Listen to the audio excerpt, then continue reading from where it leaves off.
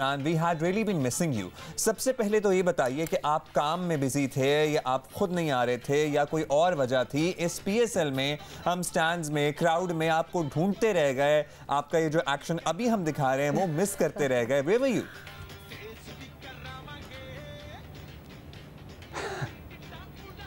जी ये बिस्मिल्लाहिर्रहमानिर्रहीम।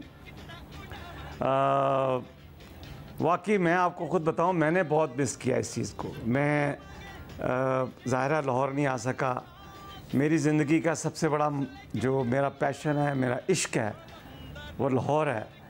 मैंने इसके अलावा क्या दुनिया में देखना है, बस तेरे कांधों पे सर रख के लाहौर देखना है। मेरा तो और कोई पैशन नहीं है। लेकिन आपको पता है कि मैं दाता साहब भी गया, मैं 7 शरीफ भी गया, बड़ी दुआएं मांगी मैंने कि हम बॉटम से ऊपर आ जाएं। तो फिर मैंने सोचा कि चले मैं इस दफ़ा उम्रा भी करके आता हूँ, रोज़ा रसूल पे हाज़िरी देता हूँ, खाना काबा पे सजदा करके आता हूँ कि शायद हम जीत जाएँ। मैं उसका मकसद यही है कि लाहौर को मोहब्बत देना, लाहौर की खुशी में शामिल होना। तो वहाँ मैं फंसा हूँ असल में। मेरा जो वीज़ा फंसा पहले, उसके बाद मैं वीज़े की वजह से डिले हुआ। फरवरी में उम्रा किया, उम्रा करके वापस आया तो मेरे बच्चे कनाडा में होते हैं, उनके पास गया। वो एक बहुत ज़रूरी एक डॉक्यूमेंट साइन करना था। वहाँ से आके मैं कोविड में फंसा। मैं कोई 8 साढ़े आठ घंटे मैं मुल्तान के मैच में एक ग्रैंड एंट्री देना चाह रहा था। सो 8.5 घंटे मैं एयरपोर्ट पे बैठा रहा। तो वो मुझे इजाज़त नहीं मिली क्योंकि वो फ़्लाइटें बंद हो गई 8 मार्च को। तो आप ये सोचें कि मेरा क्या हाल होगा कि जिसकी सारी ज़िंदगी। हमसे ज़्यादा तो आप तिल मिला रहे होंगे। आई एम श्योर कि आपके लिए ज़्यादा बैकग्राउंड सुन के कि आप almost you were there but you just couldn't make it, तो और भी ज़रा हमारा हो रहा है। बिकॉज हमें पता है कि आपका लोग तो आपको मिस करते हैं, लेकिन आपका कितना जज्बा है, तो we can totally relate to that. Rana साहब की बात हम एक्चुअली आज आपको हमने बुलाया है बिकॉज हम बात कुछ और करना चाहते हैं। बिकॉज हम ये समझना चाहते हैं कि हमारी एक एक्सपेक्टेशन होती है ओवरसीज़ पाकिस्तानी से, रिगार्डलेस कि पाकिस्तान में क्या हो रहा हो, कि जी आप पाकिस्तान अपना पैसा सरमाया भेजेंगे और ऑब्वियसली विज़ावी पाकिस्तान तरक्की करेगा, एक ज़र मुबादला भी हमारा बढ़ेगा। You have done this for a very long time. क्या वो फैक्टर्स होते हैं जो आपको इनकरेज करते हैं कि जी हम जो इतना मुश्किलों से इतनी मेहनत करके पैसा कमा रहे हैं, हम कहाँ भेजें? वापस पाकिस्तान भेजें। देखिए मैंने अपनी ऐनक उतार दी है। ये जो ऐनक है ना, ये असल में हमें पाकिस्तान से बाहर बैठे पाकिस्तान का बहुत एक खूबसूरत और एक हमारी जो नॉस्टैल्जिक फीलिंग है पाकिस्तान से, वो दिखाती है। और जब रियलिटी में जब हम एक्सपैट्रिएट पाकिस्तान आते हैं, और मैं आपको बताऊं कि कोई ऐसा एक्सपैट्रिएट नहीं है जो कि पाकिस्तान में इन्वेस्ट नहीं करना चाहता, जो पाकिस्तान वापस नहीं आना चाहता, जो पाकिस्तान में आके वो खुशियाँ नहीं इंजॉय करना चाहता जो हम वहाँ नहीं इंजॉय कर सकते। वो धूप में माल्टे खाना, ठीक है, वो जामन भी, जब यहाँ से जामन जाते हैं हम, वो हमारे लिए जामन जो है ना वो मैंगो से ज़्यादा अच्छे लगते हैं हमें, फॉल से इंजॉय करना। लेकिन इशू क्या है हमारा इशू ये है कि जब हम एक प्रॉपर एक स्टडी करें कि जी हमें क्या चीज़ है कि हमारे जो एक्सपैट्रिएट्स हैं, हम यहाँ पे आके चैरिटी तो करते हैं, हम यहाँ के हॉस्पिटल तो बना देते हैं, हम लोगों की मदद कर देते हैं, लेकिन हम उस बड़े ग्रैंड स्कीम का हिस्सा नहीं होते जो हमें होना चाहिए। अगर आप वहाँ सक्सेसफुल हैं तो यहाँ क्यों नहीं है? मैं एक बहुत बड़ा रोल मॉडल बनाऊँ। मैं समझता हूँ लोग मुझे देखते हैं कि एक पाकिस्तान कतर से एक आदमी आया, उसने आके इन्वेस्टमेंट की, लोगों ने उसे मोहब्बत दी, लेकिन मैं एक मकसद के लिए आया। आप कहते हैं ना कि ये हारिस रऊफ़ या शाहीन शाह अफरीदी या हमारी बच्चियाँ या हमारे बच्चे, तो क्या है कि यही जुनून, यही ख्वाब मेरा है, वहाँ चिराग जला दो जहाँ अंधेरा है। तो ये हम कैसे कर सकते हैं? ऐसे कर सकते हैं कि देखें, हमारे प्राइम मिनिस्टर, हमारे प्रेसिडेंट जब वो किसी मुल्क में जाते हैं तो हमारी जो एम्बेसीज हैं उनका एक अपना रोल है, वो पाकिस्तान की रिप्रेजेंटेशन है। लेकिन हम जो लोग वहाँ पे 20-20, 25-25 साल से बैठे हैं, हम उस मार्केट को समझते हैं।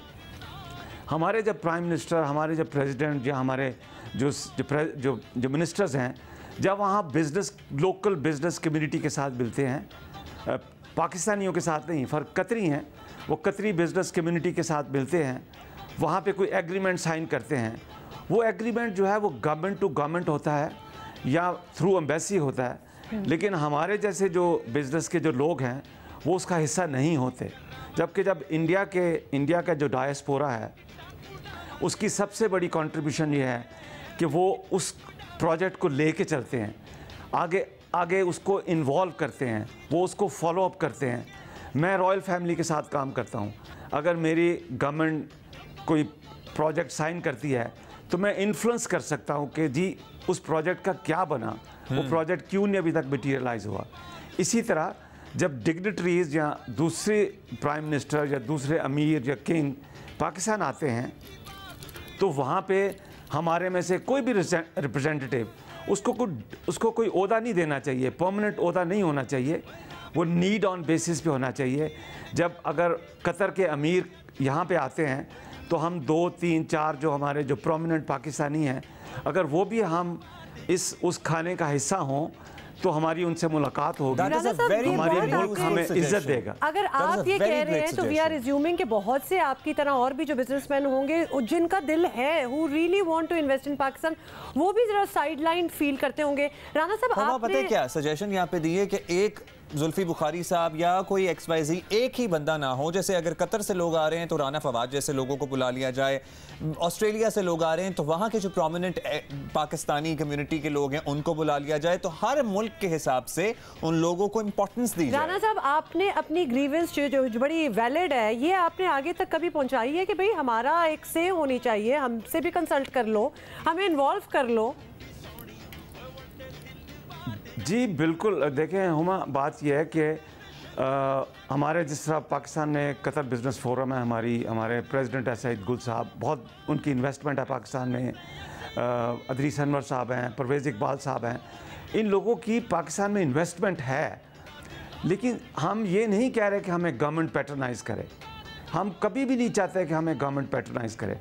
हम ये चाहते हैं कि जब वहाँ के डिग्निटरी इधर आएँ, लंदन से आएँ या अमेरिका से आएँ या यूरोप से आएँ, तो हमें मान सम्मान कौन देगा? हमारा मुल्क देगा ना हमें। अगर मैं उस टेबल पे बैठा हूँ जहाँ पे अमीर ऑफ कतर बैठे हैं, तो हमें वो कहते हैं कि जी आप कतर में क्या करते हैं, अगर वो मुझे जानते हैं या नहीं जानते, तो मैं उन्हें कहूँगा कि जी मैं हिज़ आइनत शेख मोहम्मद बिन खलीफा के साथ काम करता हूँ।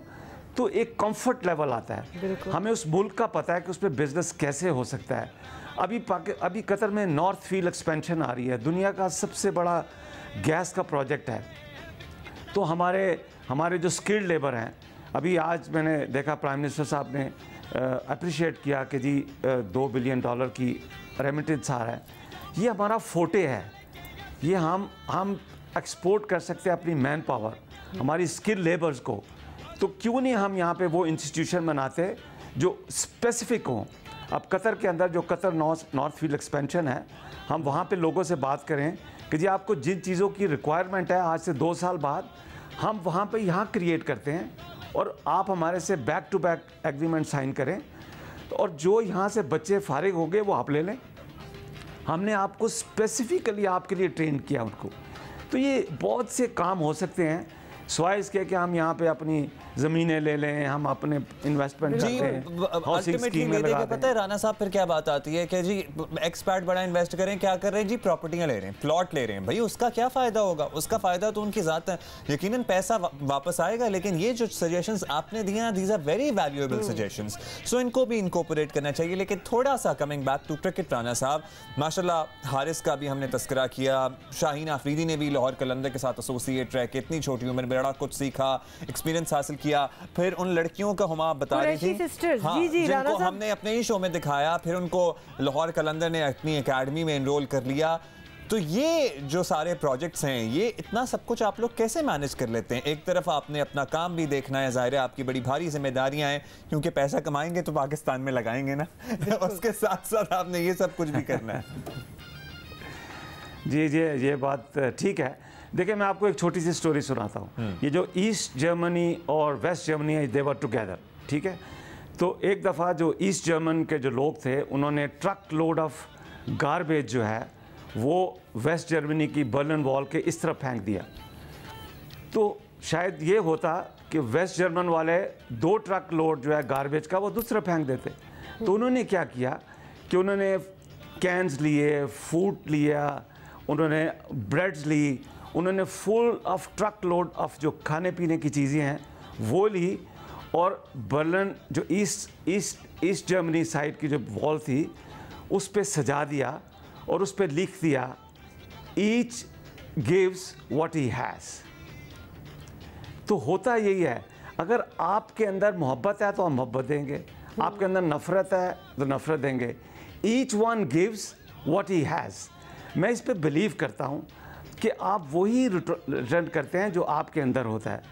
और जो मैं समझता हूँ जो एक्सपैट्रिएट कम्युनिटी है ना, उसके अंदर गिविंग है, वो देती है।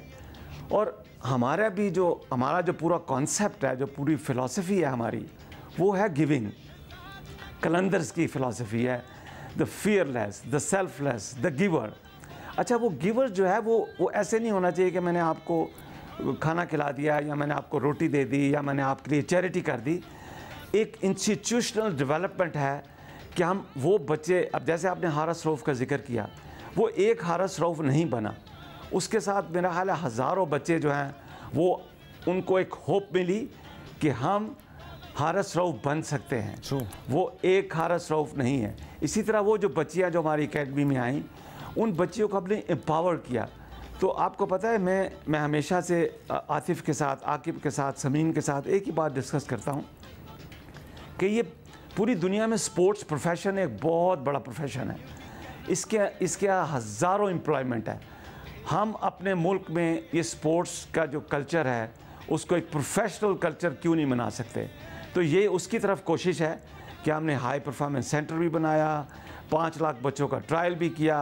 अब देखिए, मैं मीरपुर में गया हूँ, मैंने क्या किया है मीरपुर में जाके, वहाँ पे बच्चे इतने एक्साइटेड हुए, मेरे साथ तस्वीरें खिंचवाईं, मेरे साथ वो लाहौर कलंदर के नारे मारे, क्योंकि वो होप हूँ। मेरा ख्याल है कि मेरी नज़र में लोगों को एक होप नज़र आती है, तो मैं उसी होप को लेके चलता हूँ कि जहाँ जहाँ हमारी कोई कंट्रीब्यूशन हो सकती है वो हम आके लेके चलते हैं उसको। राना साहब, आपसे बात करके और समझ के कि क्या क्या रिक्वायरमेंट्स होनी चाहिए for somebody who loves Pakistan and wants to invest in Pakistan, यानी कितनी अजीब बात है कि कोई देना चाहे और उसकी राह में इतने चैलेंजेस आ रहे हो। तो वो सिचुएशन आपने बड़ी अच्छी तरह एक्सप्लेन कर दिया। And we can only assume कि बाकी भी दुनिया में जहाँ भी पाकिस्तानी रहते हैं, जो कि अल्हम्दुलिल्लाह उनको खुदा ने इतना दिया है कि वो वापस लगाना चाहते हैं, उनके लिए कितने चैलेंजेस होते होंगे। होपफुली इस वक्त देख रहे होंगे डिसीजन मेकर्स, और वो रिफ्लेक्ट ज़रूर करेंगे, बिकॉज अगर हम उसी बात पर चलें कि you give and then what you get, तो पाकिस्तान में लोगों के साथ इतना अच्छा हो भी नहीं रहा। आपको पता है महंगाई कहाँ तक पहुंची हुई है, इन्फ्लेशन कहाँ तक पहुंची हुई है, लोगों को मतलब सब्जी खाने के लिए बड़ी मुश्किलात हो रही हैं। So it's a bit of a difficult situation over here. Rana साहब, फाइनल अपने कोई 1-2 सजेशंस दे दें। ये भी बता दें साथ में कि अब जो रिमेनिंग पीएसएल के मैचेस हैं उसके लिए क्या, उसके लिए आप आएंगे अभी जो अगले महीने 3 फाइनल मैचेस जो होने हैं, राना साहब बता देंगे? एब्सोल्युटली आऊँगा जी। ये कैसे हो सकता है कि मेरी सबसे बड़ी ख्वाहिश है, अगर आप मेरे 2015 के इंटरव्यू उठा के देख लें, 16 के उठा के देख लें, तो मेरी सबसे बड़ी ख्वाहिश थी कि पाकिस्तान की पूरी पीएसएल पाकिस्तान में आए, और उसके लिए हमने कोशिश की। पाकिस्तान में 2005 के बाद जो सबसे पहला इंटरनेशनल क्रिकेटर जिसने पाकिस्तान की धरती पे कदम रखा वो कैमरन डेलपोर्ट था, जिसको हम लेके आए थे। तो ये तो मेरी एक ड्रीम है ना, जो कम ट्रू हुई है। तो मैं लाहौर में आऊँगा, ज़बरदस्त दमादम मस्त कलंदर करूँगा। वंडरफुल। तो हम भी आपके साथ दमादम मस्त कलंदर करने के लिए तैयार हैं भाई। एब्सोल्युटली। ये आप देखेंगे कि ये जो कसर रह गई थी ना, जो मैंने मैचेस मिस किए हैं, उसकी कसर मैं इन बाकी 2 मैचेस में पूरा करूँगा इंशाल्लाह ताला, और फाइनल खेलूँगा, और इंशाल्लाह वो जो ट्रॉफ़ी है वो पूरे पाकिस्तान में लेके जाऊँगा, और उन बच्चों के लिए लेके जाऊँगा जिनको के मोटिवेशन चाहिए, जिनके लिए एक ज़िंदगी जो है वो एक चैलेंज है, और उनको मैं मोटिवेशन देना चाहता हूँ कि अगर आपके इरादे ठीक हों, आपकी नीयत ठीक हो, तो अल्लाह ताला आपकी मदद करता है और वो आपको आगे लेके जाता है। और इंशाल्लाह ताला ये मैं समझता हूँ कि ये एक बहुत बड़ा टर्न अराउंड होगा कि 4 साल बॉटम पे रहने वाले लोग वो इंशाल्लाह ट्रॉफी उठाएंगे। जबरदस्त, बहुत शुक्रिया राणा साहब। और ये उन्होंने खास तौर पे एंडिंग में जो दिया है ना, ये एक वादा है, बल्कि एक प्रॉमिस है कि पाकिस्तान ने बड़ा उनको मिस किया अर्लियर दिस ईयर जब PSL स्टार्ट हुआ था। He is going to make up for it. तो लिहाजा ये 3 मैचेस रह गए, इनके लिए आएंगे। So we look forward to the PSL remaining matches and to see Rana Fawad again in action in the field. Oh yeah.